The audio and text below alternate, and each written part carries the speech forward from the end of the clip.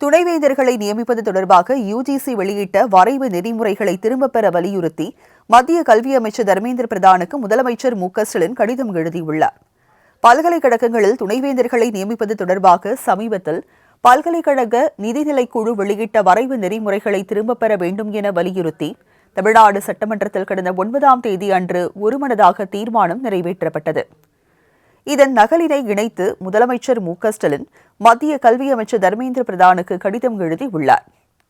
அதில் யுஜிசி வெளியிட்டுள்ள வரைவு நெறிமுறைகள் குறித்து தமது ஆழ்ந்த கவலையை வெளிப்படுத்தும் வகையில் இக்கடிதத்தை எழுதுவதாக கூறியுள்ளார்.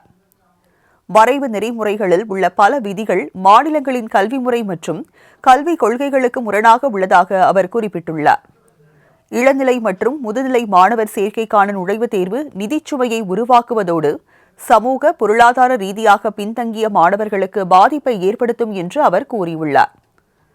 4 ஆண்டு கலை, அறிவியல், இளங்கலை பட்டம் பெற்ற மாணவர்களை எம்டெக் அல்லது எம்இ படிப்புகளை தொடர அனுமதிப்பது கவலை அளிப்பதாகவும் அவர் குறிப்பிட்டுள்ளார். எனவே யுஜிசியின் வரைவு நெறிமுறைகளை திரும்பப் பெற வேண்டும் எனவும் முதலமைச்சர் மு.க.ஸ்டாலின் தனது கடிதத்தில் தெரிவித்துள்ளார். இதேபோல இந்தியா கூட்டணி தலைவர்களுக்கும் முதலமைச்சர் மு.க.ஸ்டாலின் கடிதம் எழுதியுள்ளார்.